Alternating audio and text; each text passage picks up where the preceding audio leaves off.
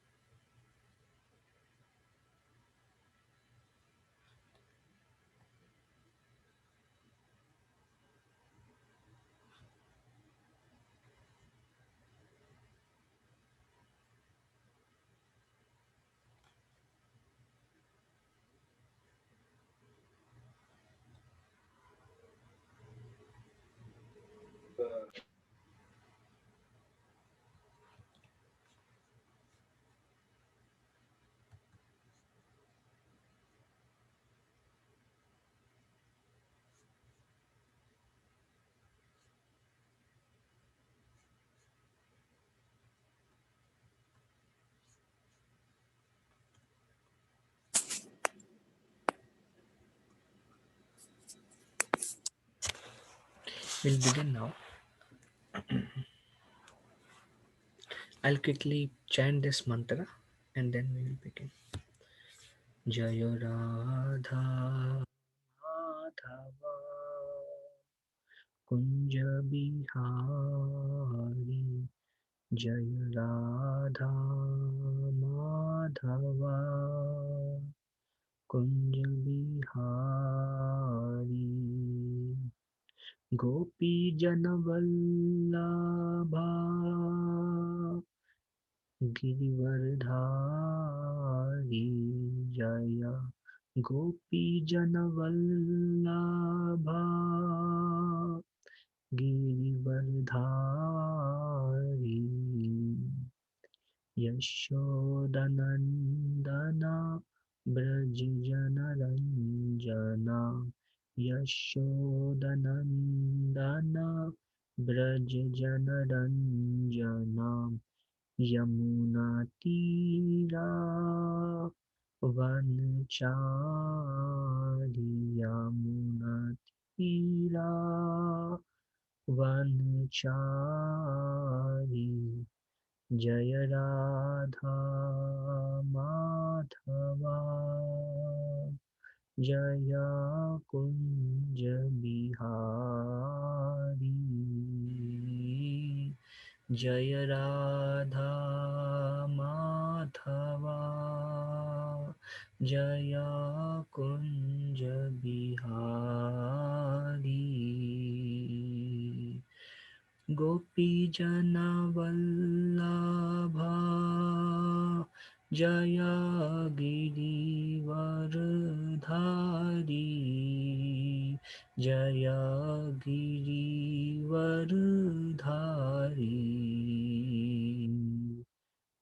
यशोदनन्दना Jai Braj जनरञ्जना Jai Braj जनरञ्जना Yamuna तीरावनचारी Jai Kunj Bihari Yamuna तीरावनचारी Jai Kunj Bihari Jai Radha Madhava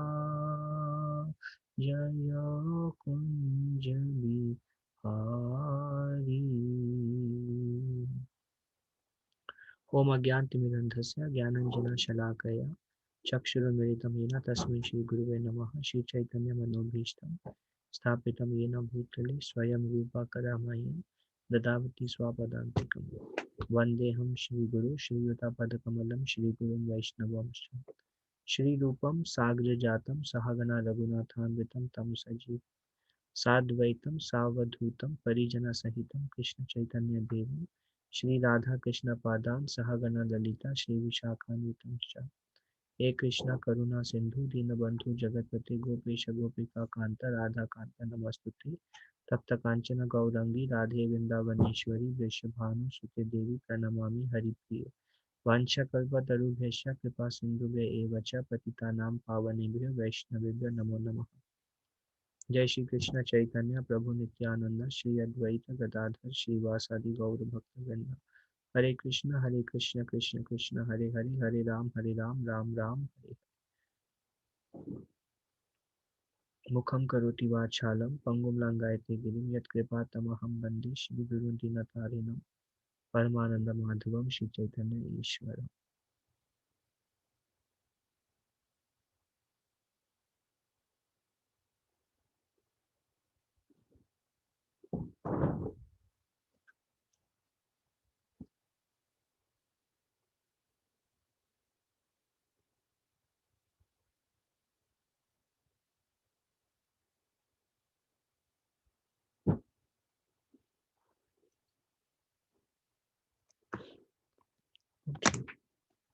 So we will be finishing our 11th chapter today.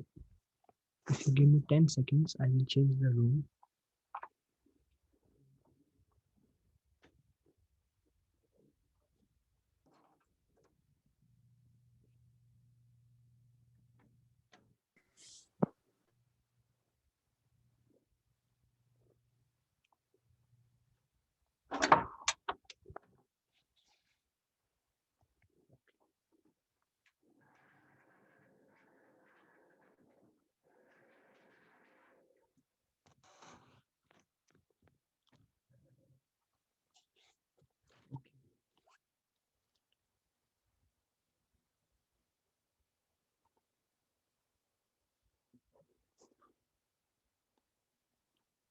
Acronym for this chapter is RUPA. RUPA. We saw 10th chapter Vibhuti Yoga, all the opulence. Arjuna request for the common man to he wanted to personally witness the opulence, and that was the request. And then U stands for universal form, and Krishna says, "Behold my universal form, O Arjuna." He showed universal form, but Arjuna could not see. And then Krishna said, um, I give you the divine eyes. And then P stands for prayers. And then Sanjaya started glorifying. There was a pause. Arjuna was holding that form in wonder. And Sanjaya started glorifying Dhritarashtra about the universal form. Unlimited eyes, legs, unlimited suns at the same time, um, and many other things that we saw. And then Arjuna started speaking, and he glorified in a similar way like Sanjaya glorified. And then um, I have kept 3 slides just for the sake of continuity that I will read, and then we'll begin from the upcoming slide. All the sons of Dhritarashtra, along with their allied kings, and Bhishma, Drona, and Karna, and all our soldiers, are rushing into your mouth, their heads smashed by your fearful teeth. So he could see what he Krishna told him, now see whatever you desire to see. No one has seen this feature of universal form ever in the past.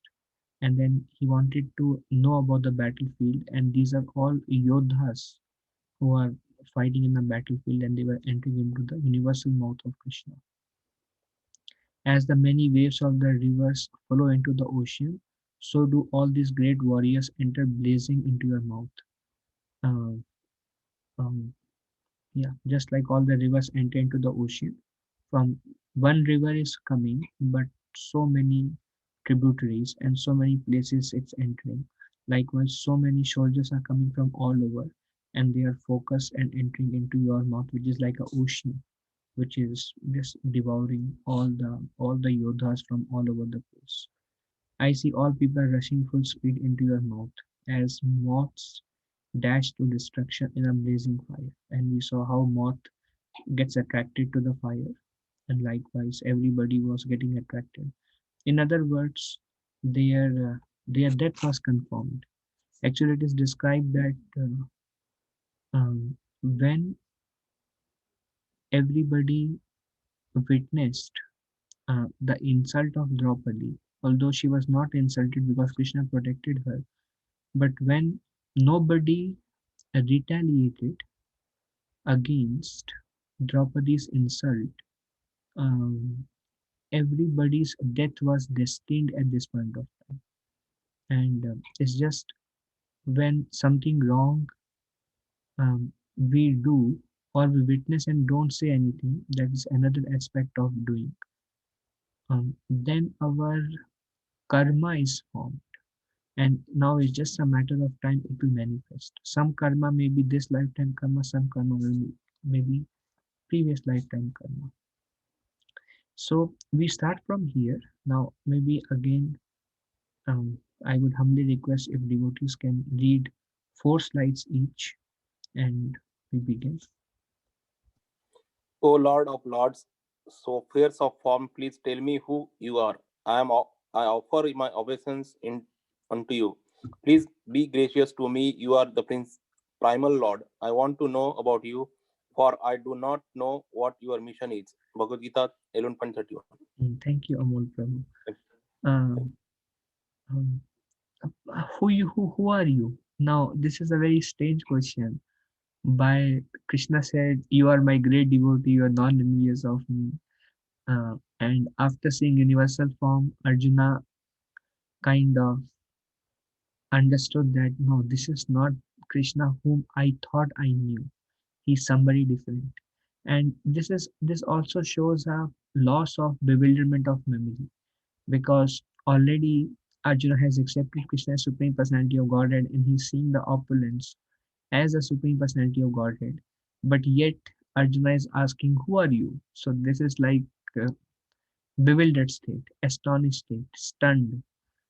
I offer my obeisances to you. Please be gracious upon me. Now Arjun is very humbled. Please be gracious upon me. Before Arjuna asked, "Can you become my chariot driver?" And now he is asking, "Please be gracious upon me. I want to know about you, for I do not know what your mission is." So this is like, why have you come here? Who are you? And what do you want to accomplish? Why are you fighting here in this battle? What? So that's like complete bewilderment of memory. So we covered request, we covered universal form, we saw Sanjay's description, we saw Krishna's own description, we saw Sanjay's description, then we saw Arjuna's description. And now Krishna will start speaking. So far Arjuna was only speaking in wonder. Now let us hear from Krishna. Okay, Amol Prabhu, 3 more slides. If one reads Bhagavad Gita very sincerely and with all seriousness, then by the grace of the Lord, the reactions of his past misdeeds will not act upon him. Lord Shiva and Parvati Devi.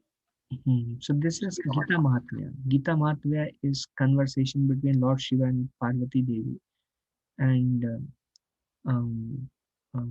glories of reading Bhagavad Gita and the Falastuti, like the benefit you get. So this is one of the verse. If one reads with all very sincerely and with all seriousness, by the grace of the Lord, the reactions of his past misdeeds will not act upon him. Just by sincerely reading Bhagavad Gita, our sins will not act on us. Okay, Prabhuji, continue. Yeah.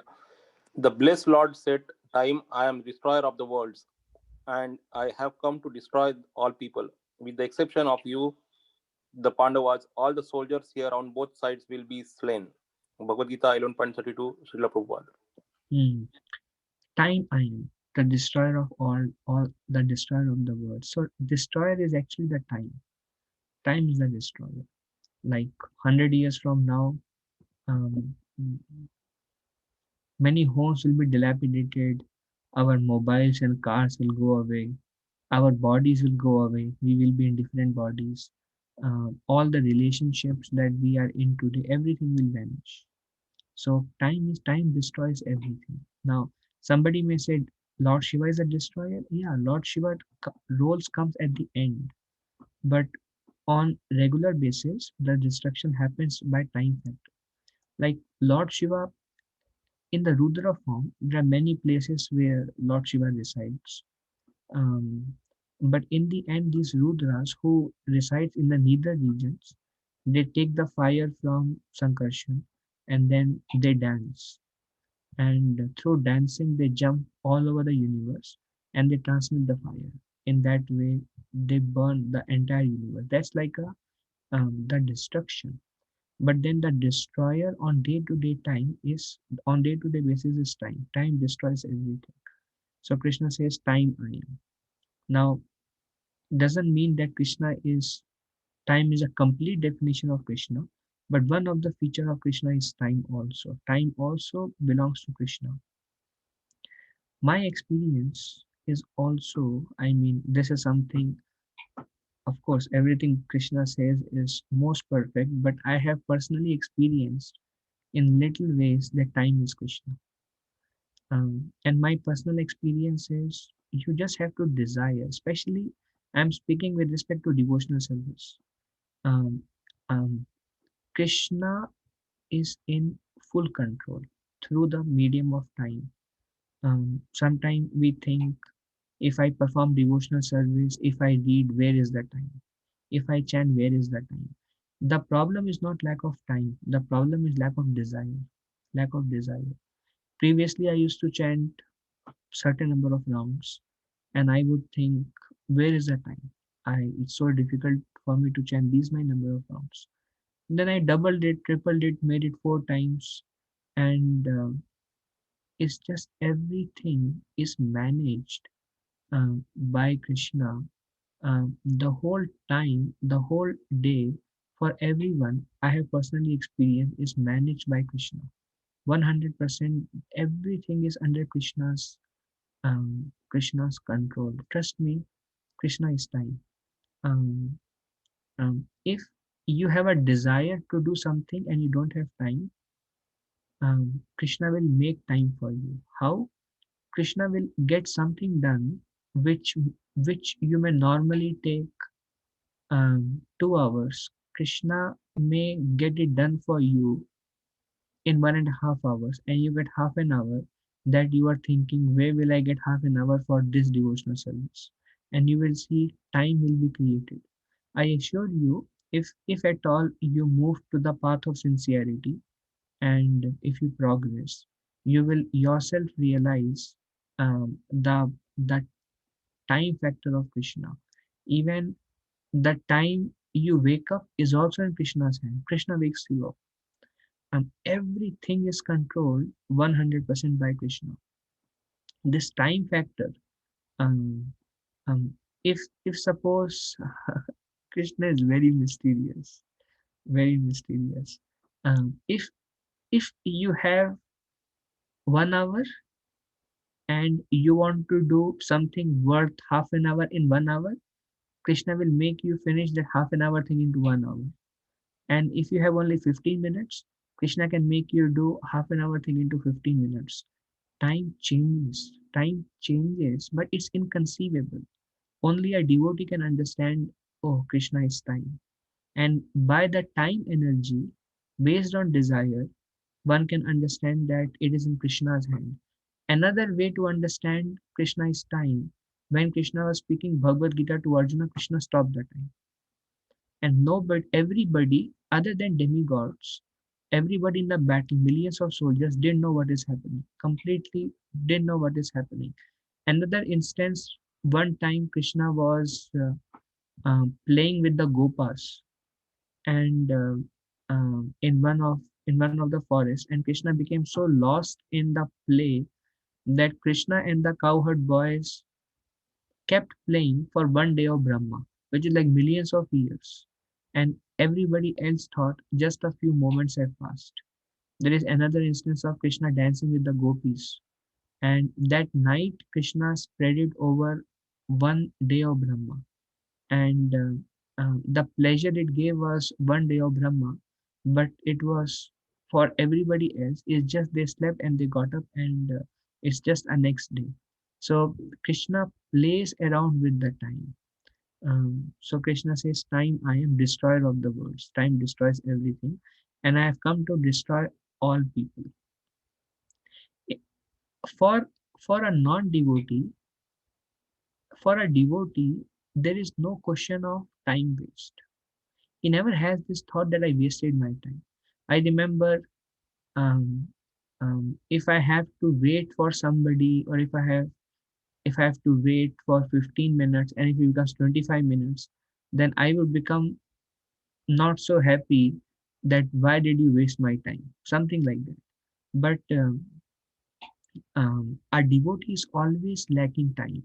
He's always in shortage of time. Why? Because he has a desire to serve the Lord, because he has a desire to serve the Lord will now. This time is a very big topic. I mean, so many thoughts are coming to my mind about this time. So, um, um,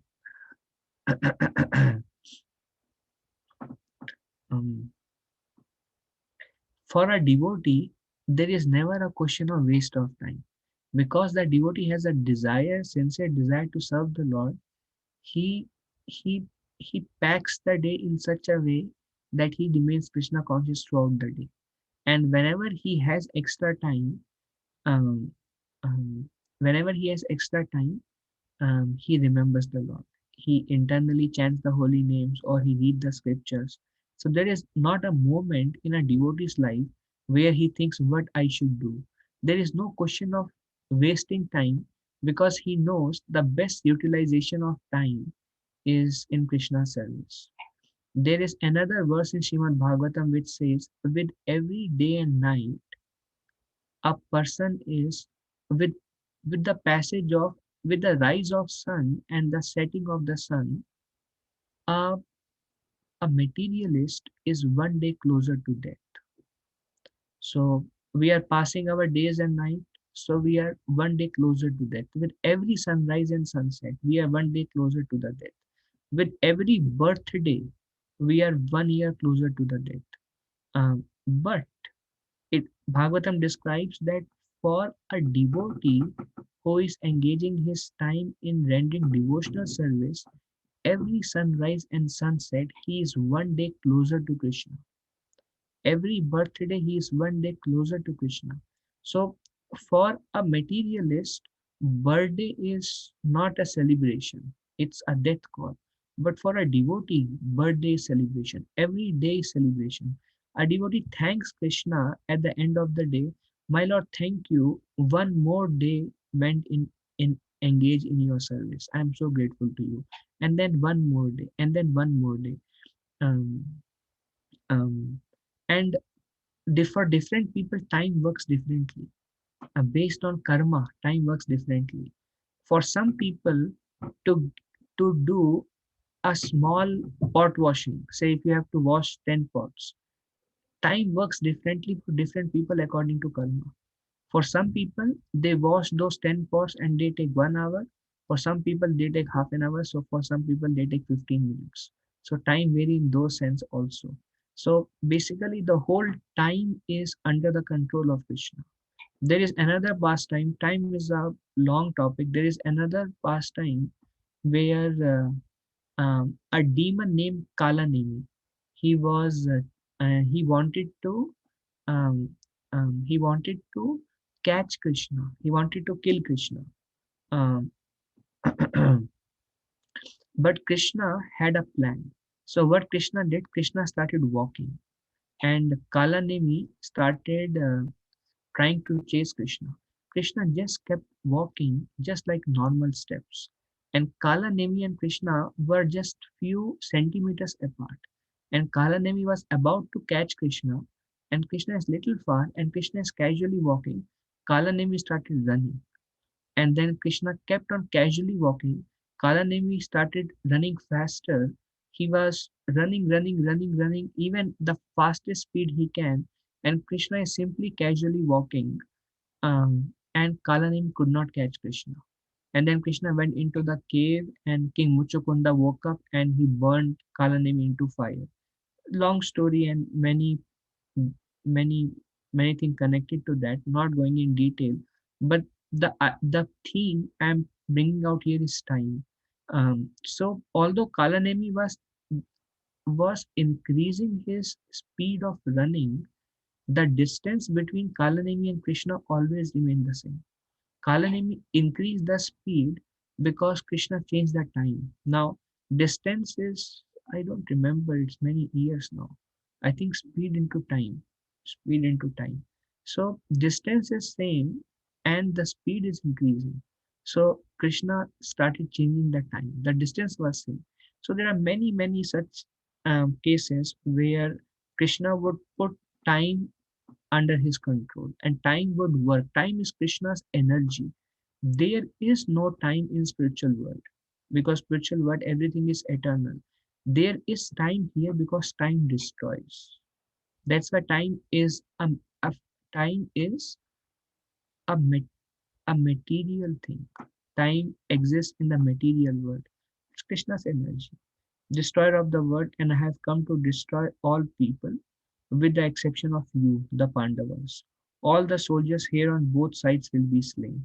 So Krishna already made a declaration, also referring to Arjuna that whether you fight or you don't fight, the destination is decided. Destination is decided. You may just falsely become proud thinking you killed, or you may just falsely think that if I don't do it, then if I don't fight, then who will kill the soldiers? So these are all the conception of doership, that if I don't do, these thoughts may come. If I'm not there, what will happen? Nothing will happen. If we are not there, nothing will happen.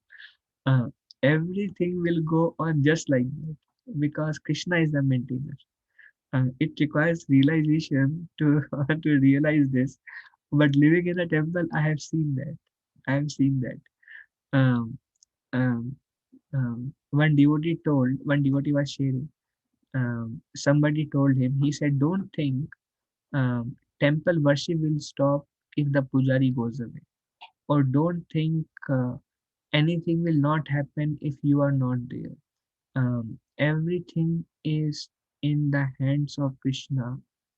Krishna makes all arrangement. Krishna knows past, present, and future, and we are just witnessing. But out of Krishna says, um, ahankara vimudatma kartaham iti manyate. Out of false ego, one thinks that he is the doer or she is the doer. And because of false ego, we fail to see Krishna as the doer. And then because we fail to see Krishna in the doer and we don't understand Krishna's plan, we make our own plans and we make our own arrangements and we just fail to see Krishna's plan.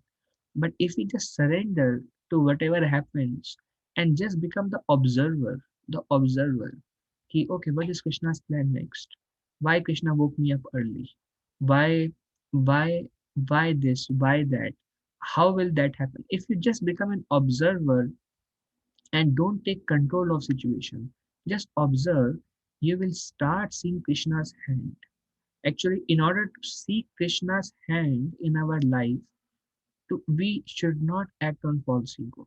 Then we will actually start seeing Krishna's hand. Now it's not that Krishna is not doing. Krishna is always the doer. We fail to acknowledge. Krishna is always the time factor. We fail to acknowledge. And these are called revelations. So Krishna will reveal to us according to our surrender, according to how when we see anything, anyone asking me to do, anything that is happening in my life, this is Krishna's will, this Krishna's arrangement, good or bad, whether I get deceased, whether I'm glorified, whether I'm criticized, good or bad, whether I get a job, whether I lose a job. If someone start observing, well, what is Krishna's plan? Why he is putting me in this situation? And without the mood of criticizing Krishna or judging the situation, if one just surrenders, okay, there is some plan I'm yet to witness. And over a period of time, you will start slowly seeing Krishna's hand. You will start understanding Krishna's plan, and you will start developing faith that Krishna is the doer. My senior, his name is His Grace Yugal Kishore Prabhu. He tells he used to live in New Vrindavan Temple. This is a temple in West Virginia. So I mean, this is my small experience also, that um, um, um, he would say that they would all discuss, all brahmacharis that time, that Radha Vrindavan Chandra is the only temple resident, because he is the one who runs the show in a temple. Whether we desire or we don't desire, everything is under the control of Radha Gopijana Vallabha. Radha Gopijana Vallabha is our presiding deities in our temple. Everything is done by them. They make so perfect arrangements in the temple, how things are done. You just have to not take control of the situation. Stay silent. Just watch. Just you stay few months in temple, and yes, and you just watch.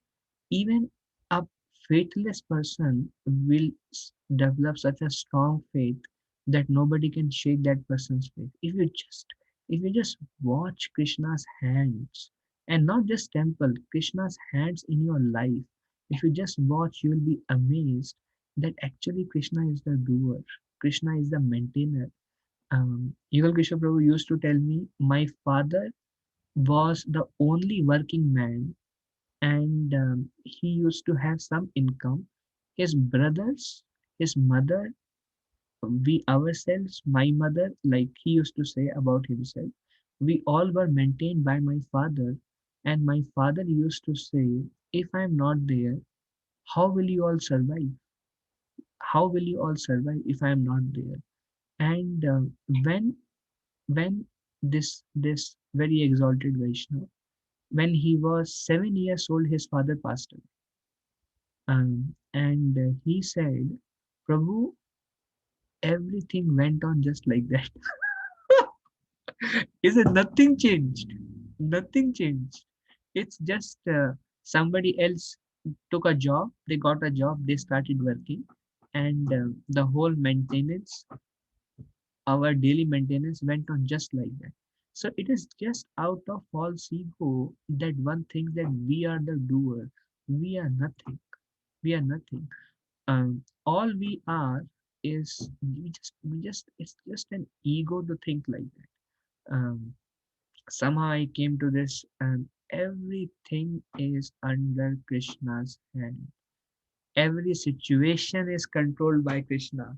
Every arrangement is made by Krishna, and you witness it every day in your life. You just, instead of becoming the doer, you become an observer. You become an observer. You don't attach your emotions to good or bad things that happen in your life. You just stay aloof. Somebody lives, somebody dies, whatever is happening, you try to see, just try to see, well, Krishna's hand in that. Just try to see why this happened, why this person rejected the contract, why this person scolded me like this, why I'm going through this suffering, why. You just don't blame anyone. Don't blame anyone. When we think we are the doer, we think others are the doer. And if somebody misbehaves with us, we find fault in them, thinking, what do they think of themselves? Why they are doing like that? So that is again a egoistic conception that I am the doer and everybody else is the doer and everything is happening according to my intellect. How I reason out, how I reason out why things are happening, how things are happening, that's exactly why they are happening. And because of this false ego, we are not able to see the hand of Krishna. And if we just become observer, usually we are very attached to material happiness. Then any distress comes, we immediately try to take control over situation and try to change the situation and try to, we want to control, we want things to go our way, things should go my way. If things don't go my way, then I'll become angry and I will immediately take control of situation. Why things are not going my way? Those person can never see Krishna's hand in their life because they are so full in themselves that they are the controllers. Krishna says, I am the controller. We say, no, Krishna, I am the controller. Krishna says, no, I am the controller. No, Krishna, you are wrong. I am the controller. Krishna said, all right, you are the controller. Krishna said, all right, you think you control and I will do everything. And this person thinks, yeah, I am the controller.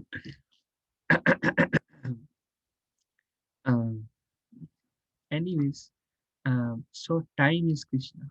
Time, everything is run by Krishna. Day and night, moment after moment, everything is in Krishna's hand. We are just not able to see.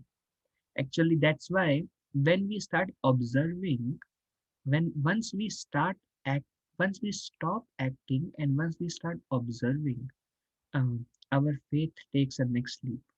And Krishna says, I have come to destroy all people. Arjuna, don't think you shot an arrow and they were killed. If you think you shot an arrow and they were killed, you are a fool. You are a fool. If you think I don't want to fight because I don't want to kill them, that's why I don't want to fight. And if you think by your not fighting, they will not be killed, you are again a fool. What is going to happen? You don't decide, I decide. I decide. What is your role? uh, you do what I say, then you will make progress. You will come to me. If you do what I say, if you're conscious of me, if you understand I am not the doer, if you're just conscious of me.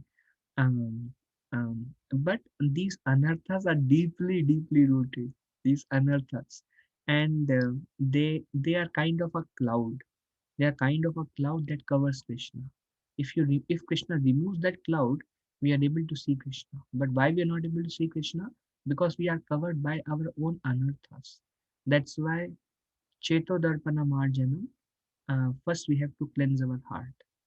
Then only there is a question of making spiritual progress. And the heart is cleansed. Cheto Darpana Marjanam Bhavamaha दावाग्निर्वापनम् श्रेयाकैरवचन्द्रिकावितरणम् विद्यावधूजीवनम्. The heart is cleansed by Param Vijayate Shri Krishna Sankirtanam. One who remembers the names of the Lord, which are all powerful. With every name, he's taking a scrub and he started scrubbing his heart with every name. Um, um, and slowly, slowly, over a period of time, he may not realize it, he may not see it. If he just sincerely engage in devotional service, serving the Lord, after few years, when he looks back, the person will see, oh, now lust has stopped attacking me. Oh, now anger is not coming to me. Oh, now I'm not becoming envious. Previous, if I would see somebody's progress, anything, I would become so envious, my heart will burn. Seeing other success. Now, when I see other success, I become happy. Now, things are not that troublesome. Now, previously, I was so greedy for so many mundane achievements. Now, it doesn't matter to me. Now, my desires have changed. My desire, instead of acting on this lower platform, now I'm actually desiring that actually I want Krishna. How this is happening? This is a gradual process that will naturally come to us if we cleanse our heart. If we clean our heart, This will be the natural symptom of heart cleansing. And trust me, this process is all powerful. It is not a man made process, it is not sentiments, it is something that works. It is not the experience of one or two people, it's the experience of millions. It's the it's the conclusion of scriptures. It's the conclusion of great souls who themselves have perfected their lives. The easiest way to perfect our life is go to somebody who was impure before and is pure now, and you ask him how you became pure, and then he will tell you and you follow that. And then that is the easiest way. It's based on experience of great souls, based on scriptures, Sri Chaitanya Mahaprabhu, Lord Krishna's teaching, Vyasadeva conclusion. It's everything is supporting this. And there is no scope that you will not be benefited. It's just a matter of investing your faith, investing your time, which is Krishna. It's all about a desire. Sometimes people say, I'm not able to do this because I'm busy. Then we know that they are not busy. The desire is not strong enough, because I am not able to do that itself is a doership mentality. I am the doer. That statement itself is coming out of FalseEgo. That I am not able to do that means I can do or I cannot do. It's up to me. It's just that desire is not sufficient. And Krishna reciprocate according to one's desire. Ye yathama papadante tam tadaiva bhajami ham. How strong is our desire? What is what is the qualification required to go back to Godhead? Spiritual greed. Spiritual greed means I want to progress. I am willing to I am willing to surrender. I am willing to take the necessary steps. I want to progress. Do we have that? Have we given that flexibility to Krishna? Have we given that surrender to Krishna? That okay, Krishna says to Arjuna, um, yatha chishi tatha kuru. Do as you like. Arjuna says, um, um, Karishya vachanam tava. I will do as you say. Have we given that? Have we given that um, approval to Krishna? That Krishna, whatever you say, I will do. And if we just have that desire to progress, it's up to Krishna to make us progress. It's up to Krishna. If we just have that desire, now our coming to this Bhagavad Gita discussion is a manifestation of that desire that I want to progress. So I congratulate all of you for this for this step. But it has to go to next level also. It has to go to next level. Okay. Um, Krishna wanted to give up fighting. Arjuna wanted to give up fighting. Krishna's plan. Death of soldiers yet was inevitable as it was Krishna's plan. Um, okay. Amol Prabhu, read one more verse. Yeah. Therefore, get up, prepare to fight and win glory. Conquer your enemies and enjoy a flourishing kingdom. They are already put to death by my arrangement, and you, O Swarasya, can be but an instrument in the fight. Hmm. Um, Nimitra matram. Um, um, um, O Savyasachi. Nimitta matram. O Savyasachi. Um, Nimitta matra means just become an instrument. You just do your part. Nimitta matram. O Savesati. Savesati is another name for Arjuna. O Arjuna, you just, but you just become an instrument and see what happens. What do you have to do? You have to close your eyes and shoot the arrows. I will do the rest. I will do the rest. I guarantee you. You just become an instrument. Actually, uh, Krishna, when he comes to this material world, he follows the laws of material world. When Krishna makes arrangement in our life, he follows the laws of material laws so that the foolish and faithless increase their faith that Krishna is not there. But an intelligent who can see Krishna can actually see Krishna's hand. That's how Krishna works. A foolish will think, what? I am the doer. And the intelligent will be able to see, oh, Krishna is doing this. It's all a matter of somebody is ringing temple's bell. Okay,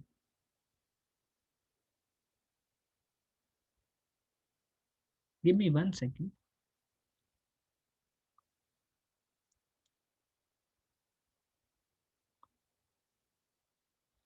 Dhanwat Pranam, you got access in the temple? Okay, someone is ringing the bell. Can you open and see who is there? And Dhanwat Pranam. Hare Krishna. Okay, I'm sorry. Um, Therefore, get up, prepare to fight and win glory. So, Arjuna, what you have to do? You win the glory. You take the glory. Actually, Krishna loves glorifying his devotees. Krishna does everything, but Krishna loves glorifying his devotees.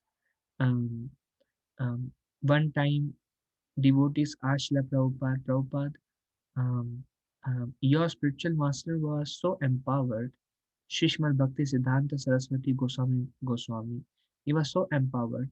Why he did not come to the West and spread the whole Krishna consciousness among the common souls? Why you have to come?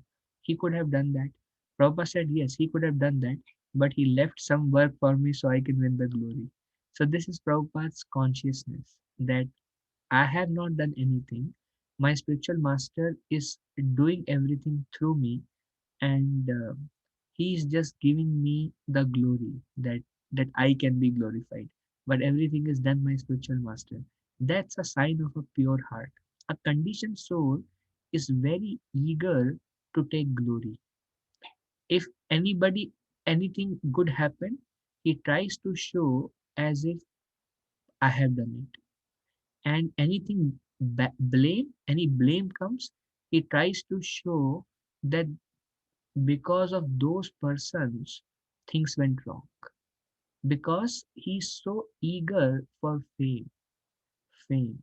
He's so eager to win. When we have desire to win the glory, to become famous, to be recognized, then we will become duplicitous in our heart. Duplicitous means we know I have a fault, but we'll try to hide our fault.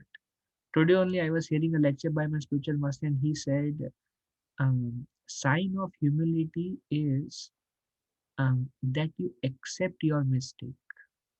A devotional person, a spiritual person, is very eager to accept the mistake. Instead, he will come forward and he will say, I am responsible. I am responsible for this. And there are many stories in scriptures. There is an instance where I don't know if you know Ravan and Kumbhakarna, Hiranyakashipu, Hiranyaksha. In their previous life, they were doorkeepers of Lord Vishnu. Their name was Jai and Vijay, and they acted in a way they should not have acted against the four sages. And the four sages cursed them to become a demon in the earthly planet. And then Lord Vishnu came out from the Vaikuntha planet. And then he told the four sages that these are my servants and I am responsible for their behavior.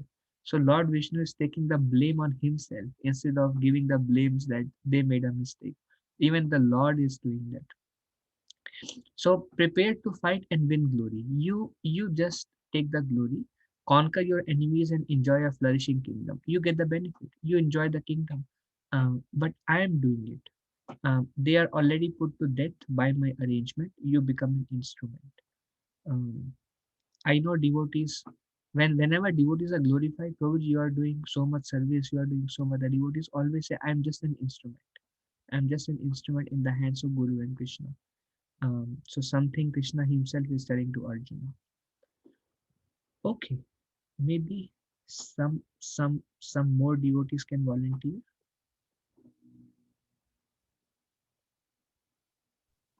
This cosmic manifestation is a chance for conditioned souls to go back to Godhead, back to home. Mm. Somebody may say, What is the purpose of this creation? What is the purpose of this entire material universe? And here Prabhupada is telling this cosmic manifestation is a chance for the conditioned souls to go back to God. It's a chance. Um,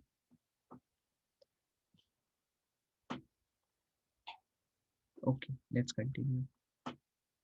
Okay, Mataji, continue. Drona, Bhishma, Jayadratha, Karna, and other great warriors have already been destroyed by me. Therefore, kill them and do not be disturbed. Simply fight, and you will vanquish your enemies in battle. You simplify. You simply do your duty. Results is decided. Sometimes we are afraid of failures.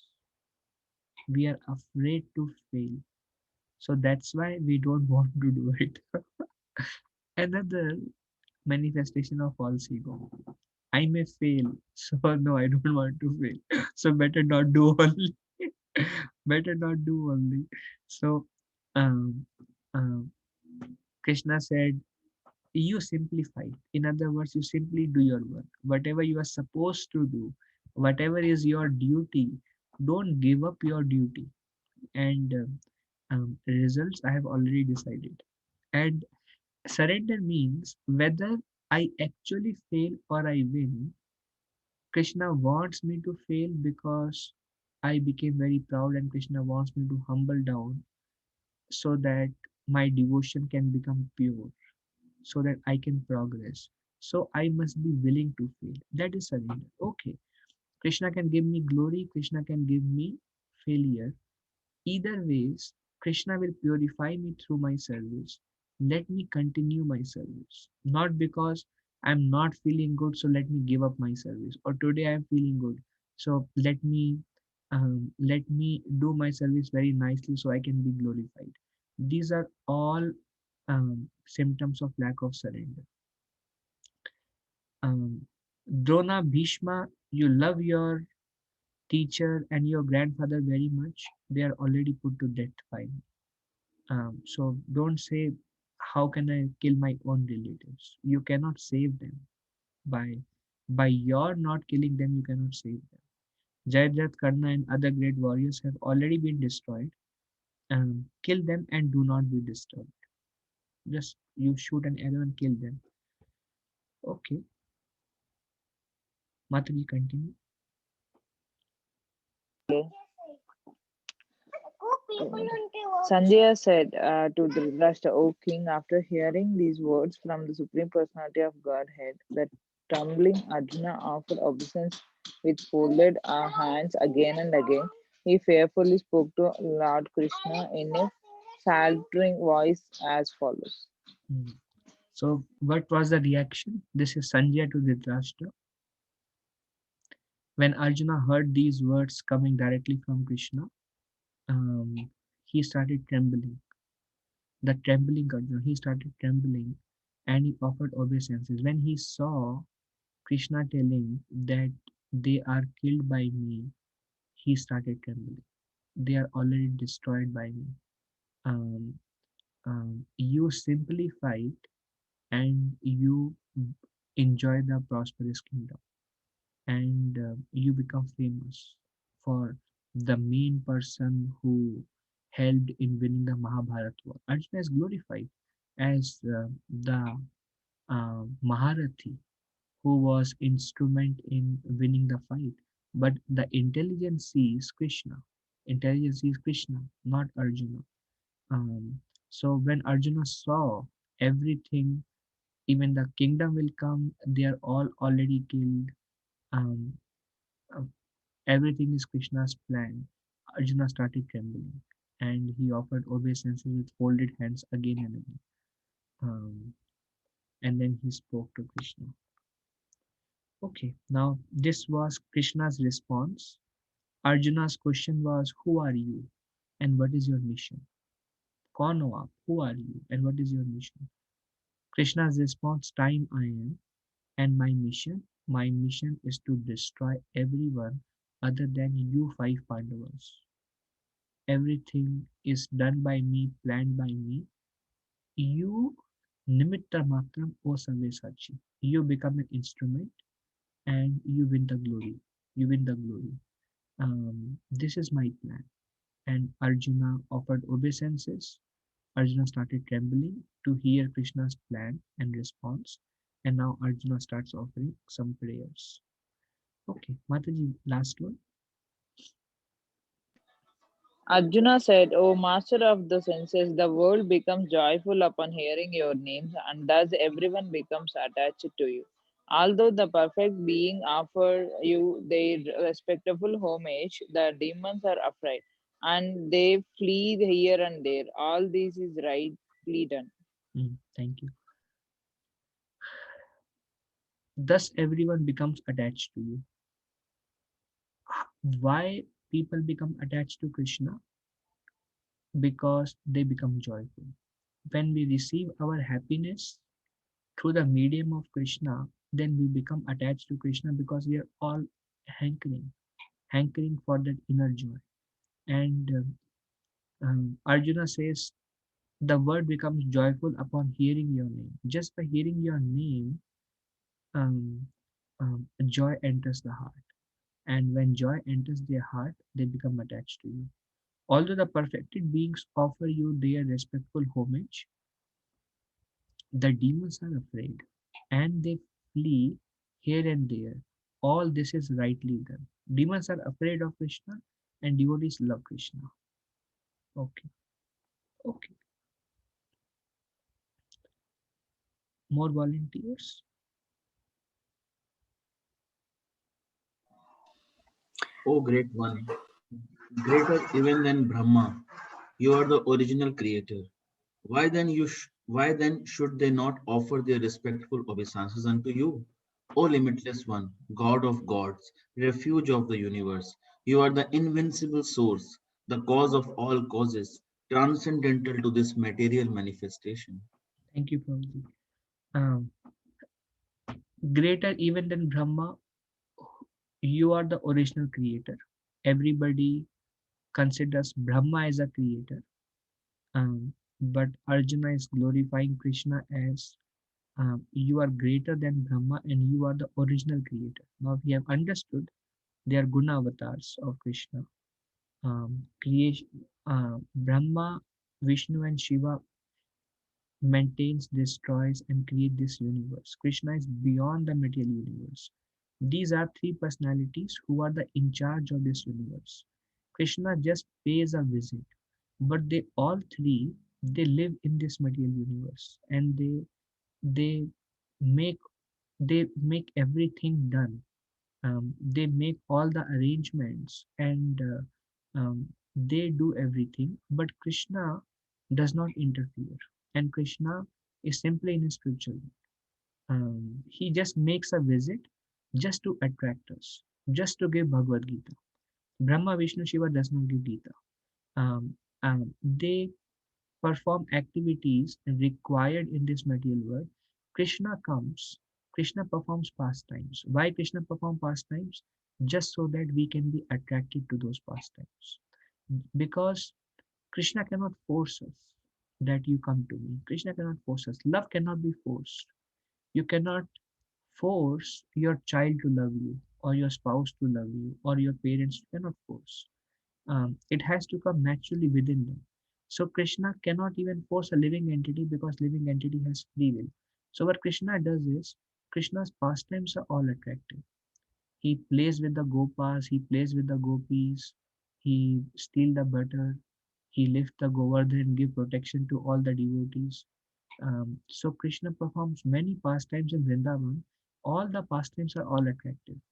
And devotees, when they hear Krishna's pastimes, then they develop a desire. Oh, that is so nice. I wish I was there. I wish I can participate in those pastimes, tax collecting pastimes and uh, water pastimes. I wish I can participate in those pastimes, and that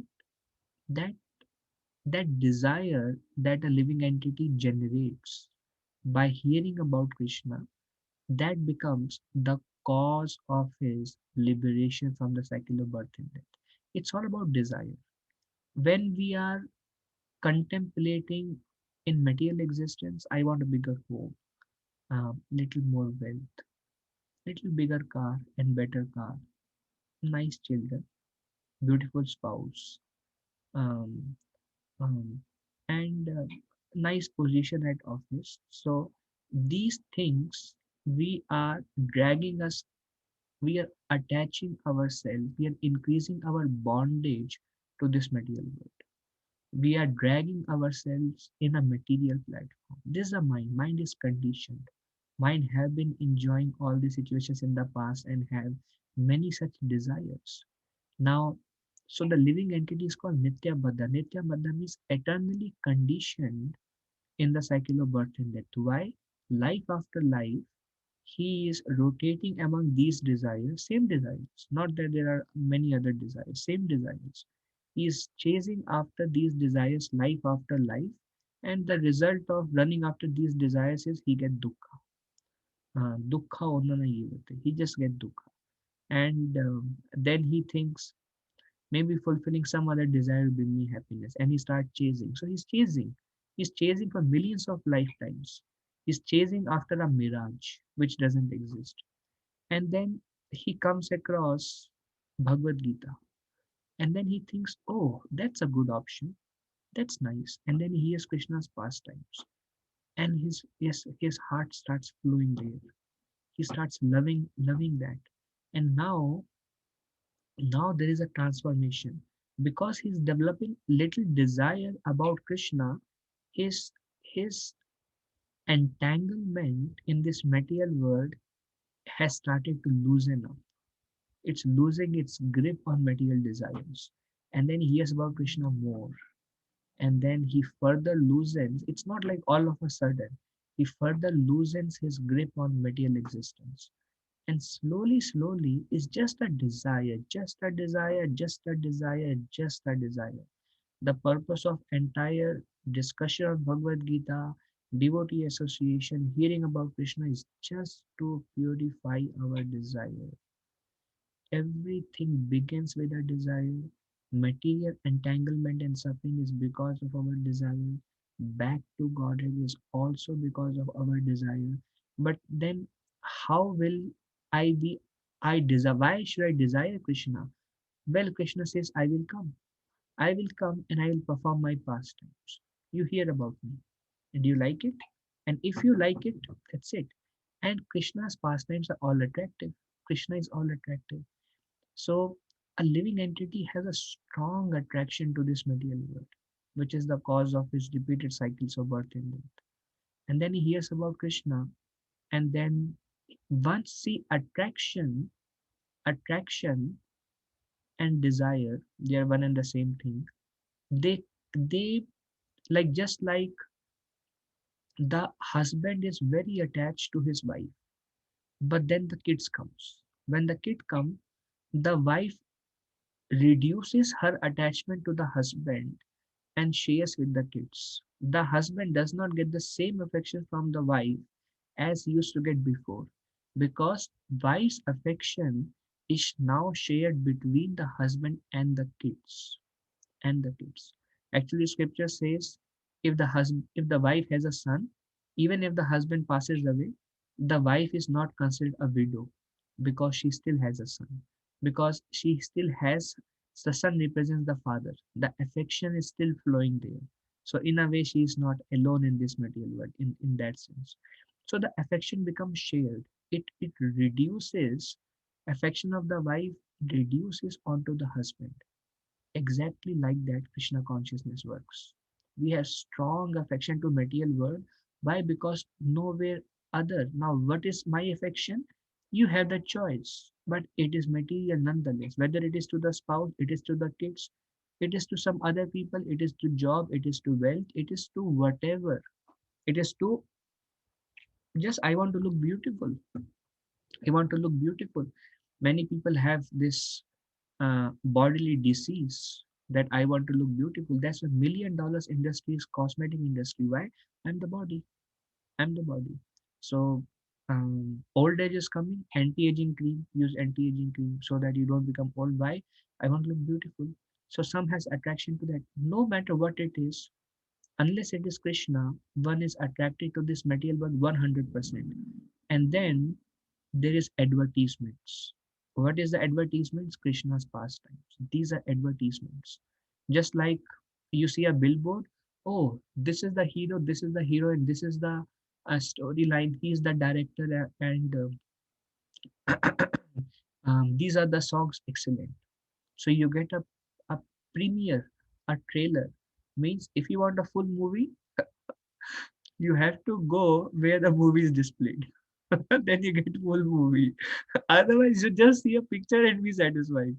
And then the living entity starts developing a desire. I want to go, I want to go, I want to go. What is the result? Eventually, just because he's desiring that he want to see the full show, at some point of time, arrangement is made and he does it. It's all about a desire. It's all about a desire. Arrangement is made and he's able to see. Likewise, we hear about Krishna. We hear about Krishna and we see Krishna's pastimes, hear about Krishna's pastimes, and we hear about Krishna's Vani, which is Bhagavad Gita, the song of Krishna, the words spoken by Krishna, and then we start becoming attracted. Things starts making sense, and that starts loosening our strong attachment to material life. And then it's a gradual process. You become more and more attracted to Krishna. Your attraction to material world will further weaken. You become even more attracted to Krishna. That's why just chanting 16 rounds and coming to Krishna consciousness does not guarantee back to God. It does not guarantee advancement. But we have to actually become attached. But the process of that attachment to Krishna, Arjuna says, by hearing your name. By hearing your name, one becomes joyful, one becomes attached. Nonetheless, this is the reason why Krishna comes. Why Krishna comes is Krishna is opening a window. Like you open the window and you see Krishna's pastime. Oh, so nice. But window is shut. You cannot see. And then Krishna comes and you see through the window. Oh, this is very nice. So that's why Krishna comes. Krishna's pastime is an advertisement to what happens in spiritual world. What happens in spiritual world? It's an advertisement. So Krishna, yes, Brahma is a creator, but you are greater than Brahma. You are the original creator. How original creator?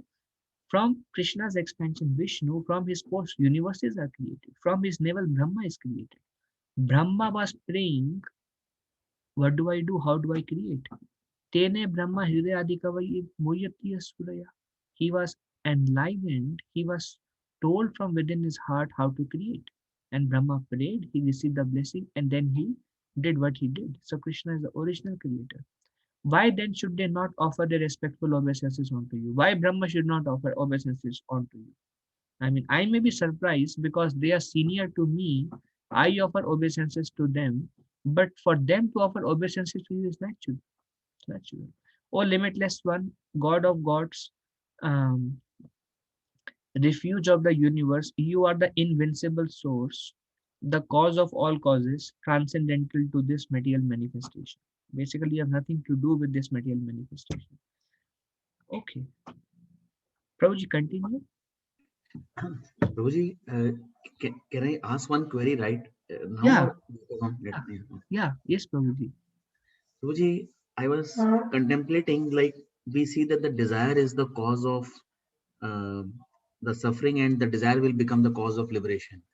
So, Prabhuji, my inquiry is, when we are seeing, hearing, when we are hearing about the Krishna's pastimes, that is through our ears we hear, and it goes like it's the senses, and the same senses are engaged in sense objects. Now the same senses are hearing Krishna Katha. Yes, So the pleasure that is coming out of Krishna Katha hearing, that pleasure is relished by the mind, or it's like mind says, yeah, it's good, it's nice.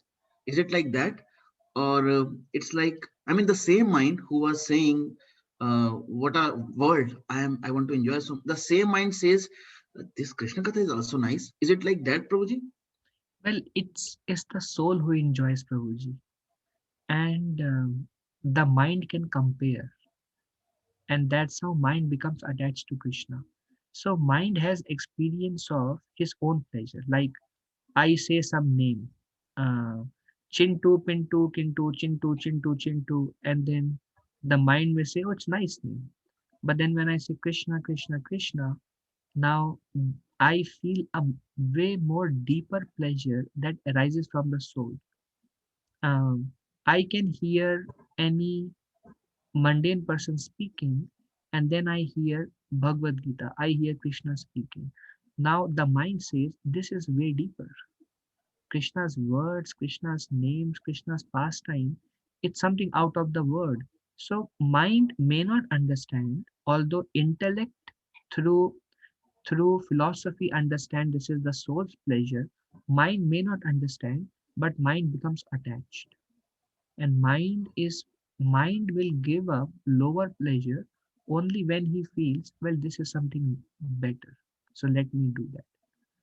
Does So that Prabhuji, like sometimes when we chant, the pleasure of chanting, it is it is acknowledged by the mind, but at the same time, the mind is having other material attachments also. So both things go in parallel. So yeah. it's like it's a war, and gradually Krishna will win the war. Is it like that? Well, it's a gradual process, probably. Slowly, mind starts distinguishing. Initially, it's mainly intellect based because mind may not feel anything. Intellect said this is the right thing to do. Intellect controls the mind. Mind does it. As mind does it, because it's the names of the Lord, the heart starts becoming purified, the taste increases. Till the time the taste is not so high, the mind struggles because he is not experiencing the pleasure that intelligence says it's there. Intelligence says it's there, and mind says where? Intelligence says it's there. Mind says, I don't believe you. I have so many other pleasures with me. Mind says, no. Intelligence says, no, you must do this, the right thing to do. So there is a tug of war. But then slowly, as by the same tug of war, the heart becomes purified. The mind starts, once we start experiencing a deeper pleasure, the mind starts relishing that. And now mind says, oh, it's there.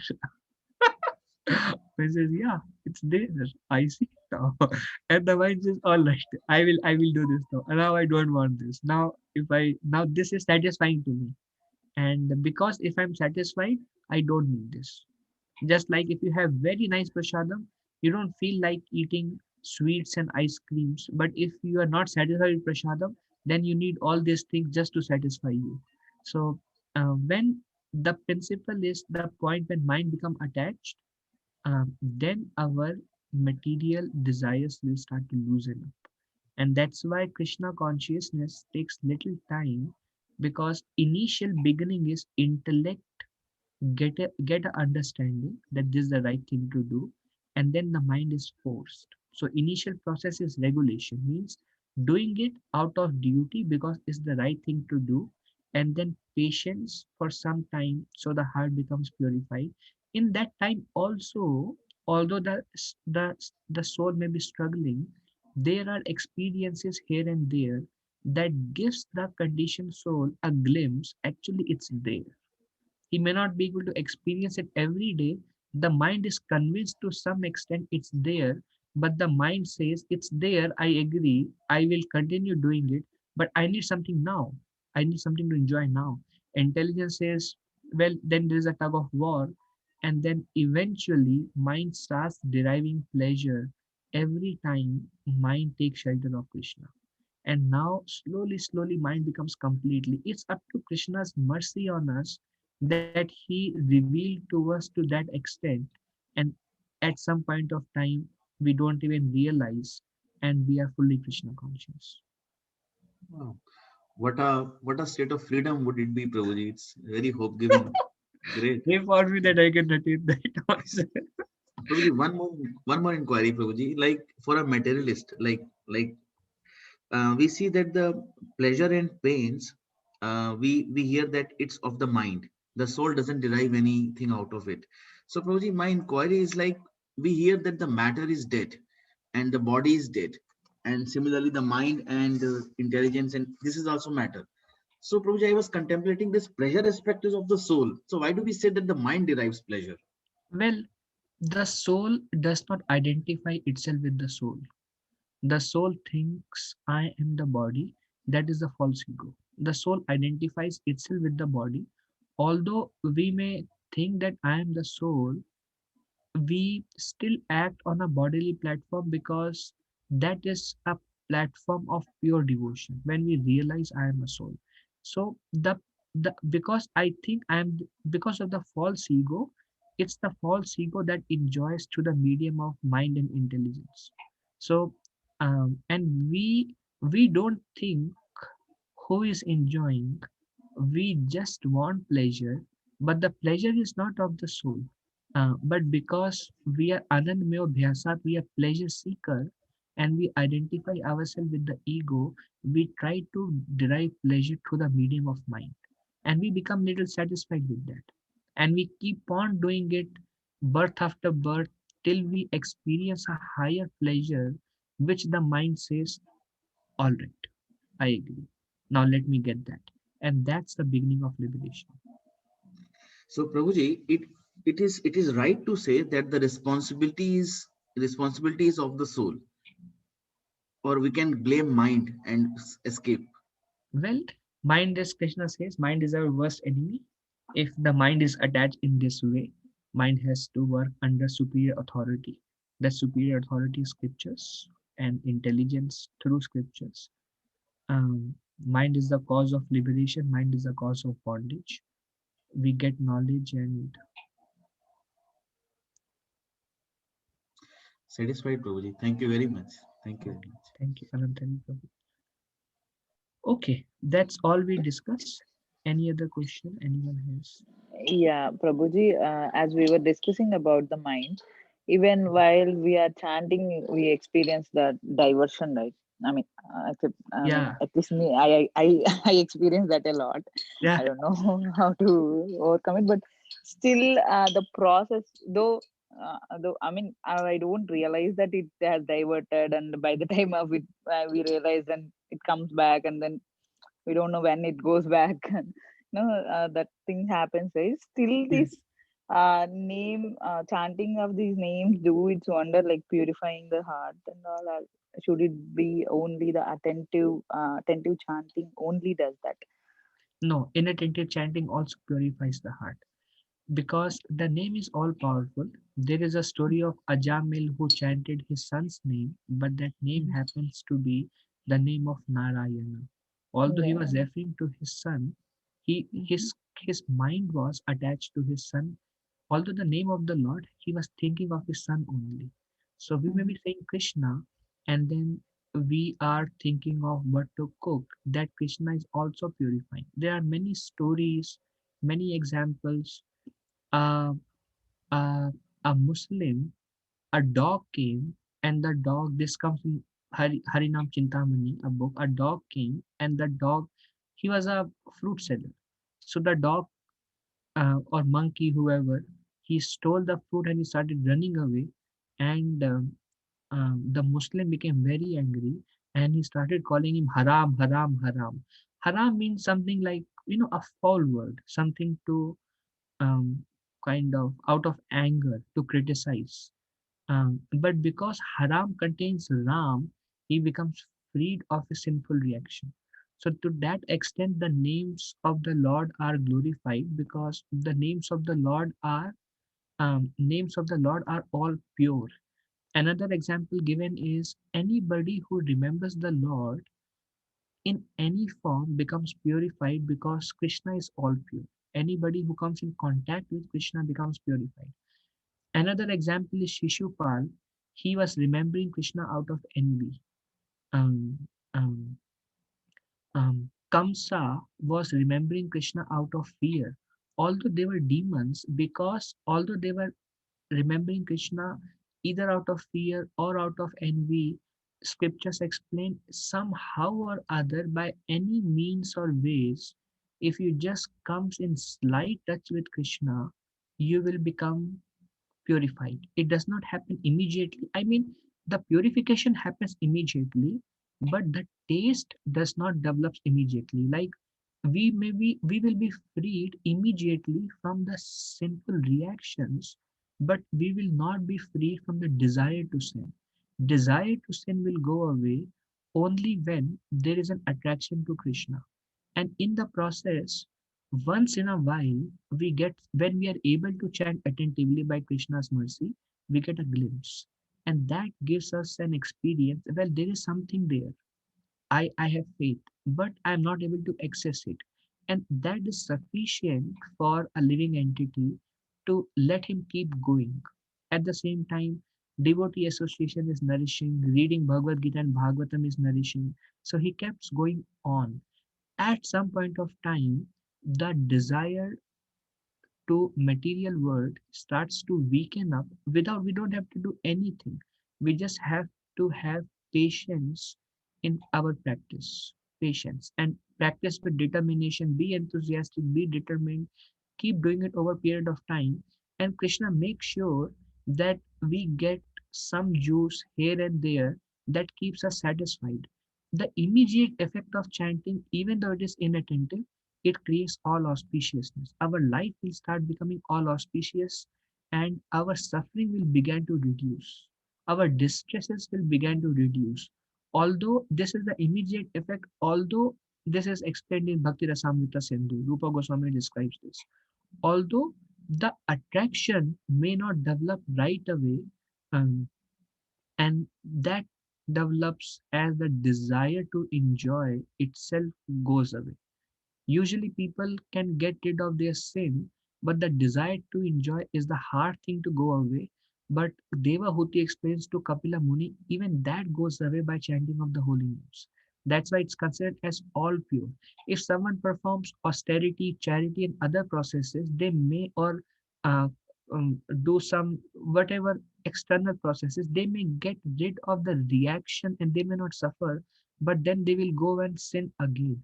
That desire, the complete purity of the heart transformation, that will gradually come. And I guarantee this to you. uh, just just keep doing it, Mataji. That is my request. Yeah, thanks, Martin. Thanks, Prabhu. Thank you, Lord.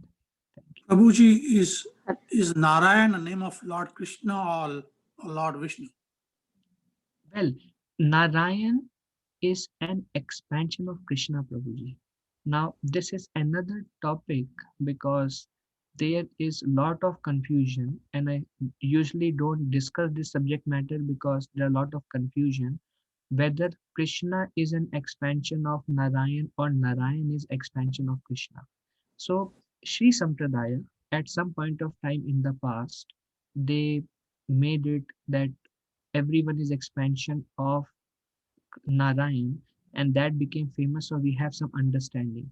Just like Shankaracharya said, there are four dhams in India, they are most famous dhams, and now everybody goes to those four dhams and think these are the best dhams. But that was something made by Shankaracharya. So unless we find a scriptural reference, we ourselves, like in those four dhams, Vrindavan is not there. But according to scripture, the most important dham is described as Mathura Mandal, which includes Vrindavan and Mathura. But why we are attracted to four dhams? Because it is published and we are hearing from our childhood. So when we go to the scriptures, we get this complete understanding. Brahma Samhita, Lord Brahma, there is a verse which says, Vishnu Mahasa Iva Yasya Kala Vishesho Govinda Madi Purusham Tamaham Bhajami. Vishnu Maha, which is the original Vishnu, the first Vishnu. Vishnu Mahasa Iva Yasya Kala. Kala means portion of plenary portion. Vishnu Mahasa Iva Vishnu Mahasa Iva Yasya Kala Vishesho. Govindam, which is the name of Krishna, he is the Adi Purusham. Adi Purusham Tamaham Bhajami. And same thing it comes when it comes to Shrimad Bhagavatam. There is first canto, third chapter. The name of the chapter is Krishna is the source of all incarnation, where Vyasadeva himself first describes the three forms of Vishnu, and then Lord Ram, and then Matsya, Kurma, and Varaha, and he keeps going on to all these different incarnations of the Lord.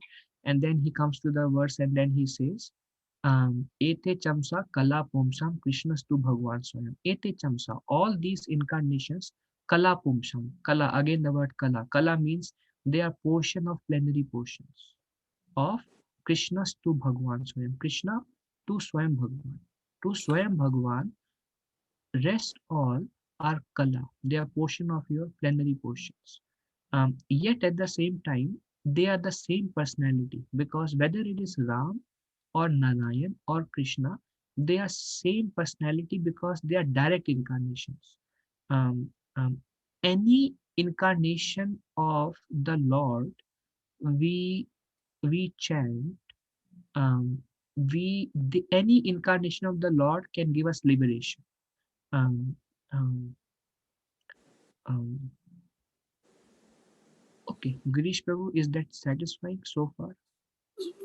But we say that if we say uh, one Lord Krishna, it's like saying 3 times Lord Ram, Yes, and if we say once Lord Ram, it's like saying 1,000 times of Lord Vishnu, yes, even though they are incarnation of the same personality. personality. So why He's, is that? yeah, Why, I mean, Prabhu. Yeah, yeah. Thank you. Very good question. Well, because all we know is all we know is uh, there are incarnations of Lord Vishnu. Correct. I mean, at least we see that in the temple, yeah, Balaji temple, right? I mean, I'm just trying to recall from what I see. And Lord Krishna and Lord Ram, and then you have the Kalki, like Kalki in the Kali Yuga, right? yeah, Right. yeah, So why is the factor 1 to 3 and 1 to 1,000? yeah. Okay, thank you. So, Girish Prabhu, uh, Srimad Bhagavatam explains there are six kinds of incarnations. Six kinds of incarnation. Now, um, the incarnation that we are speaking about, the 10 incarnations, they are actually Leela avatars. Leela avatars. Then there are Guna avatar, which is Brahma, Vishnu, and Shiva. They are Guna avatar. Guna means the three modes, like mode of passion. They are called Sattvagun, Rajagun, Tamogun. So they are called Guna avatars. Um, and um, then there are Manvantara avatar, Shaktivesh avatar. So there are many different kinds of incarnations. Actually, it is described in Bhagavatam, the Lord has unlimited incarnations. Many incarnations like Hamsa avatar, we have not heard about him. We don't see in those 10 names. So that understanding that is visible here and there online and Balaji temple and other places, it's a limited information. And scriptures gives us very detailed understanding, and we will come to that chapter and ourselves read it from authorized scriptures. Now, regarding the question why there is a difference, Krishna is the fullest manifestation of the Supreme Personality of Godhead. Fullest manifestation. It is described in scriptures that Krishna has 64 qualities in full, and Vishnu has 60 qualities in full. So there are four qualities that Krishna has that even Vishnu doesn't have. And then there are 56 qualities in Lord Shiva, and there are 50 qualities partially in Lord Brahma. So, and there is a description of what are the four qualities. Um, and At some point of time, we can go more in detail. But Okay, it is okay. Even the Ram, how many do Lord Ram has? 60 qualities because he is Okay, incarnation of Vishnu. okay. Thank you, Prabhuji. Thank you. Okay. Anyone else? Hare Krishna Prabhuji, Krishna Dandavat Mataji, Pranam. Dandavat Pranam. Yes, Prabhuji. I have one question, Prabhuji. Like, as you were enlightening us, like, suppose if you are waking up, like that is Krishna is giving instruction. Suppose if I'm lazy and then I think like I do sleep more and then I feel like that's Krishna's arrangement, right, Prabhuji? So how do we differentiate? um, what is Well, Krishna's influence versus laziness? well, we have certain habits, and that is not Krishna's arrangement. That's something of our own past, the habits that we have. Um, but what Krishna does is, when we misuse the habit, Krishna creates some kind of dissatisfaction in our heart. We just have to become sensitive to Krishna's voice in our heart. And when we now Krishna um, Krishna does it, and then when we kind of are unable to recognize, um, then it's another karma factor that is created.